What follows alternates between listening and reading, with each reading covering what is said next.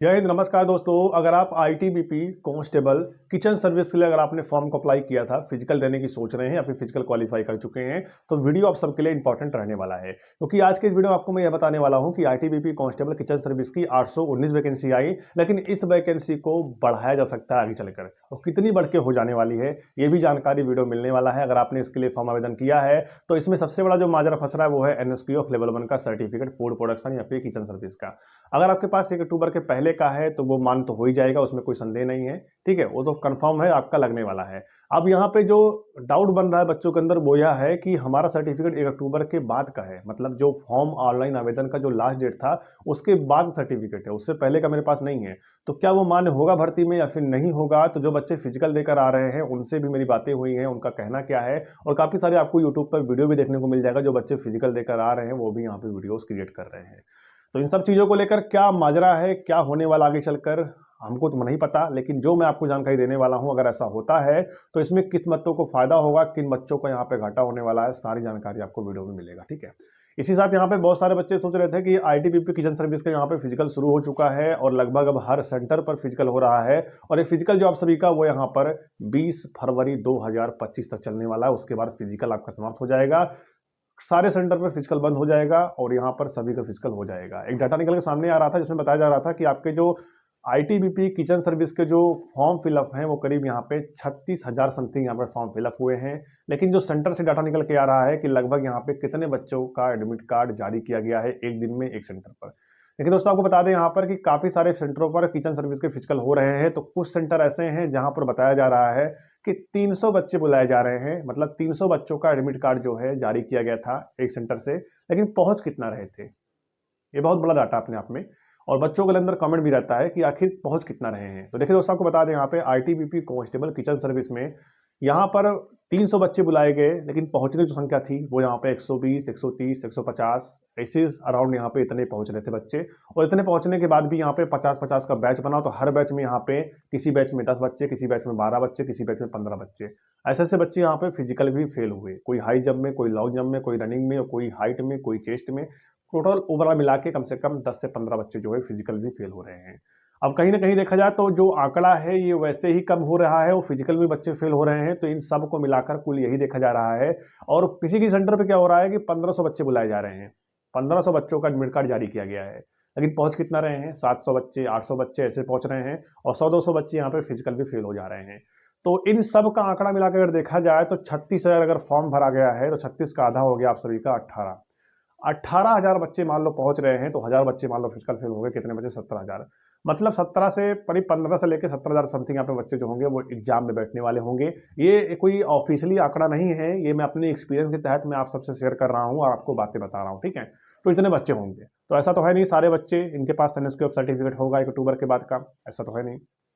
तो ऐसा क्या होने वाला आपको बता दें यहाँ पर कि बहुत सारे बच्चे ऐसे हैं जो कि फिजिकल जाकर क्वालिफाई कर ले रहे हैं, उनके पास एनएसक्यू लेवल 1 का सर्टिफिकेट नहीं है। ठीक है, सोच रहे हैं फिजिकल पास कर लूंगा, एग्जाम पास कर लूंगा, तब मैं कहीं से कोर्स करके बनवा लूंगा।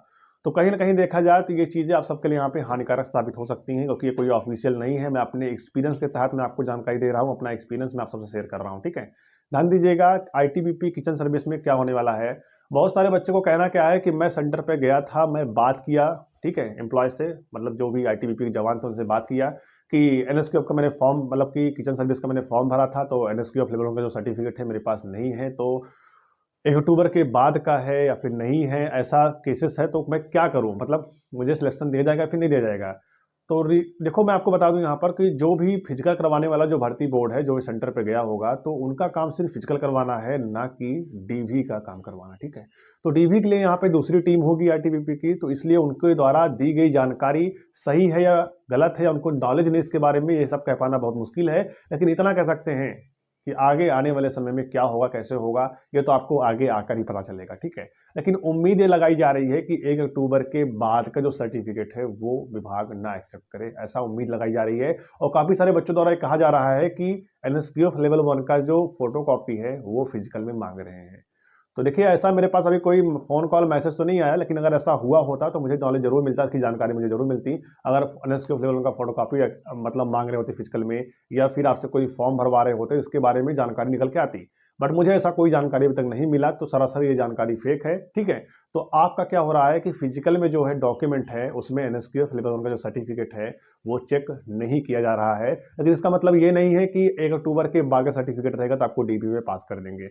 इसको लेकर अभी भी जो एक डाउट है वो बच्चों के अंदर है और हमारे अंदर भी डाउट है कि आखिर 1 अक्टूबर के बाद सर्टिफिकेट मान्य होगा या फिर नहीं होगा। ठीक है, और ज़्यादातर जो उम्मीद है वो यही है कि 1 अक्टूबर के बाद का जो NSQF सर्टिफिकेट रहेगा वो मान्य ना हो। हमारा एक्सपीरियंस है, मैं आपको शेयर कर रहा हूँ, ऐसा हो सकता है मान्य ना हो। ठीक है, क्योंकि आप बताइए जब भी आप किसी भर्ती का फॉर्म भर रहे हो तो आपके पास 10th का क्वालिफिकेशन रहता है, 10th पास होते हो तो आप फॉर्म भरते हो। ठीक है, उसी प्रकार से आपका NSQF लेवल 1 का जो सर्टिफिकेट है वो भी तो आपका एक क्वालिफिकेशन है। तो अगर आपका फॉर्म भरते समय आपके पास क्वालिफिकेशन नहीं है तो आपने फॉर्म कैसे भर दिया? विभाग तो बाकायदे मांग रहा था फॉर्म भरते समय कि आपने NSQF लेवल 1 का जो कोर्स किया है वो किस इंस्टीट्यूट से किया है, कितने परसेंटेज है, ये सारी जानकारी मांग रहा था। बट आपने वहाँ पे 10th का डिटेल भर दिया और फॉर्म सबमिट कर दिया। तो देखिए दोस्तों, अब क्या होने वाला है तो आपको आगे चलकर ही पता चलेगा। ठीक है, लेकिन जो उम्मीद लगाई जा रही है, उम्मीद जो जताई जा रही है वो यही उम्मीद लगाई जा रही है कि हो सकता है कि अक्टूबर के बाद का जिसका सर्टिफिकेट हो वो न चले और पहले वाले तो बिंदास होकर अपनी तैयारी करें। अगर इनका सर्टिफिकेट 1 अक्टूबर के पहले का है, फॉर्म भरने की लास्ट डेट से पहले का है, वो अपने रिटर्न एग्जाम और फिजिकल तैयारी करते रहें, उनके ऊपर कोई दिक्कत नहीं है। प्रॉब्लम तब आगे खड़ी हो रही है जिनका सर्टिफिकेट 1 अक्टूबर के बाद का है। तो क्या होगा क्या नहीं होगा इसके बारे में कह पाना बहुत मुश्किल है, लेकिन इतना मान चलना कि हो सकता है ये मान्य ना हो। ठीक है, 1 अक्टूबर के बाद वालों का मैं आपको डिमोटिवेट नहीं कर रहा हूं, ना तो आपको मोटिवेट कर रहा हूं। जो हो सकता है वही मैं आपको बता रहा हूं। मेरी बात को मानकर आप सभी फिजिकल ऐसा कर दो, फिजिकल देने ना जाऊं या फिजिकल देने चला जाऊं, तो आपके ऊपर डिपेंड करता है आप फिजिकल देने जाओ या फिर ना जाओ। लेकिन जो सच्चाई है वो मैं आपको बता रहा हूं। ठीक है, और क्या हो सकता है कंफर्म नहीं है, ऐसा हो सकता है। मैं अपना एक्सपीरियंस सिर्फ आप सबसे यहाँ पे शेयर कर रहा हूँ। ठीक है, बाकी ITBP किचन सर्विस या फिर कॉबलर या फिर गार्डनर या फिर सफाई कर्मचारी, आप सभी ने किसी का भी अगर आपने ITBP में फिजिकल क्वालिफाई कर लिया है, चक्षु पब्लिकेशन का मार्केट में बेस्ट बुक आ चुका है जिसे लेकर आप अपने एग्जाम की तैयारी को कर सकते हैं। इस बुक में आप सभी को 1450 प्लस बहुविकल्पीय प्रश्न, 30 प्रैक्टिस सेट और 1 सॉल्व पेपर आपको संख्यात्मक हल सहित मिलेगा, जिससे आप अपनी तैयारी को मजबूत कर सकते हैं। यह बुक जो आप सभी का रहने वाला है वो भर्ती परीक्षा 2025 के लिए रहने वाला है।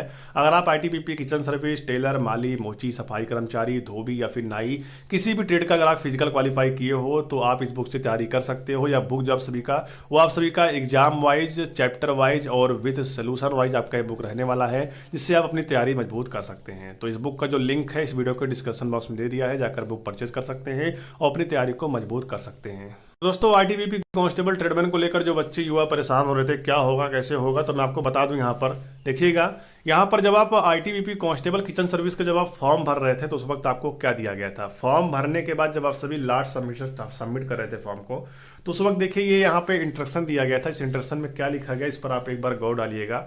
ये मेरा ऐसा नहीं है कि मेरा कहने का मतलब है कि आप फिजिकल देने ना जाओ या फिर जाओ, मेरा ये बिल्कुल मतलब नहीं है। मतलब ये है कि जो चीज़ें हो रही है वो बताना मेरा फर्ज है। ठीक है, देखिए यहाँ पे जब आप फॉर्म सबमिट कर रहे थे तो ऐसा नहीं है कि सिर्फ ये किचन सर्विस के लिए ही स्पेशल घोषणा किया गया था, ऐसा नहीं है। आप ITBP के किसी भी ट्रेड का जब आप फॉर्म फिलअप कर रहे थे, चाहे ड्राइवर का, चाहे माली का, चाहे कॉबलर का, चाहे किसी का भी आप फिलअप कर रहे थे, उस वक्त ये फॉर्म लास्ट सबमिट करते समय ये इंस्ट्रक्शन बोला गया था। क्या है, ध्यान दीजिएगा। लिखा गया है कि मैंने भारत तिब्बत सीमा पुलिस बल में कांस्टेबल किचन सर्विस भर्ती 2024 अधिसूचना को ध्यान से पढ़ा। ठीक है, उसका बोला गया है और मैं इस पद के लिए आवश्यक सभी पात्रता मानदंड अर्थात शैक्षिक योग्यता, आयु, शारीरिक, ठीक है, सॉरी दोस्तों, शारीरिक और चिकित्सा मानदंड और व्यवहारिक अनुभव को पूरा करता हूं। और मैंने ऊपर दिए गए नोट को पढ़ा, समझा और इससे मैं सहमत हूं। अब देखिए दूसरे में क्या लिखा गया है, मैं एतत् घोषणा करता हूं कि भारत तिब्बत सीमा पुलिस बल की वेबसाइट पर मेरे द्वारा दी गई जानकारी मेरे ज्ञान और विश्वास के अनुसार सही है और इसमें मेरे द्वारा कुछ भी छिपाया नहीं गया है। मुझे इस तथ्य की जानकारी है कि यदि मेरे द्वारा दी गई जानकारी चाहे जाने या अनजाने में गलत पाई जाती है तो मुझे कानून के अनुसार परिणाम भुगतने होंगे। मेरे द्वारा लिए गए सभी लाभ वापस ले लिए जाएंगे और मेरी उम्मीदवारी को रद्द कर दिया जाएगा, जिसके लिए मैं स्वयं पूरी तरह से जिम्मेवार रहूंगा। अब तीसरे लिखा गया है, ये तो मेडिकल के लिए है, इसको बताना यहाँ पे कोई मतलब है नहीं। ठीक है, तो ये सारी चीज़ें हैं, ध्यान दीजिएगा। तो ये ऐसा नहीं है कि सिर्फ किचन सर्विस के समय ही ऐसा घोषणा पत्र आया हुआ था, ऐसा नहीं है। जब आप किसी भी ट्रेड का आईटीबीपी में जब आप फॉर्म फिलअप कर रहे थे तब ऐसा कुछ इंस्ट्रक्शन यहाँ पे दिया गया था। मतलब क्या है इसका मतलब कि आईटीबीपी जो है अपने ऊपर किसी प्रकार का रिस्क नहीं लेना चाहती, जो चीज़ें हैं वो यहाँ पे क्लियर कर देती पहले से। इसका मतलब ये है कि मेरे द्वारा दी गई जानकारी, मतलब जब आप सभी फॉर्म फिलअप कर रहे थे उस वक्त आप सभी ने जो भी डिटेल फिलअप किया है या फिर जो भी कुछ मतलब आपने लिखा है, वो चीज़ें मेरे द्वारा दी गई जानकारी बिल्कुल सही है, जाने या फिर अनजाने में। अगर गलत पाई जाती है तो मेरे ऊपर यहाँ पे कार्रवाई की जा सकती है, ऐसा यहाँ पे लिखा गया है। मतलब अपने तरफ से जो है पल्ला झाड़ दिया आईटीबीपी ने।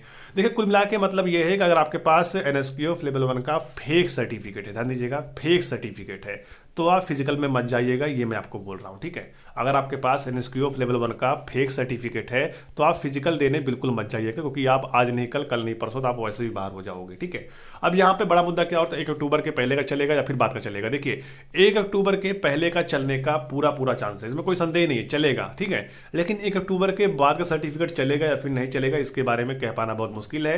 अगर आप फिजिकल देने जा रहे हो तो जाइए, कोई बात नहीं है, लेकिन डीवी में क्या होगा कैसे होगा इसके बारे में कह पाना बहुत मुश्किल है। और आप ये घोषणा पत्र देख सकते हो कि हर एक भर्ती, जब आप आईटीबीपी किसी भी ट्रेड का फॉर्म भर रहे थे तो ये आपको घोषणा पत्र देखने को मिल रहा था लास्ट सबमिट करते समय, ठीक है। ये सारी जानकारी है, जाइए बुक लीजिए, पढ़ाई करिए। और अगर आप किचन सर्विस की तैयारी कर रहे हैं, बाकी आप किसी भी ट्रेड का फिजिकल पास किए हो, चाहे सफाई कर्मचारी चाहे गार्डनर का, तो उसमें भी आप सभी मान लेना, चाहे एनिमल ट्रांसपोर्ट का हो उसमें भी मान लेना कि कट ऑफ किसी में कम नहीं रहेगा, चाहे किचन सर्विस हो चाहे आपका सफाई कर्मचारी हो, सभी में कट ऑफ लगभग बराबर देखने को मिलेगा। तो तैयारी करिए, तैयारी से आपका सिलेक्शन होगा।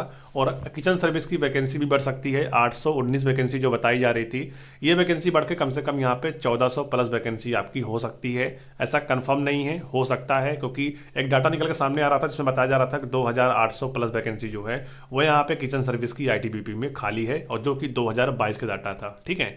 तो कहीं ना कहीं देखा जाए तो हो सकता है वैकेंसी बढ़ने के चांसेस हैं। और ये जो 2800 वैकेंसी बताई जा रही थी ये आईटीबीपी की ऑफिशियली वेबसाइट पर इसका नोटिस जो है अवेलेबल है, अभी भी अवेलेबल है।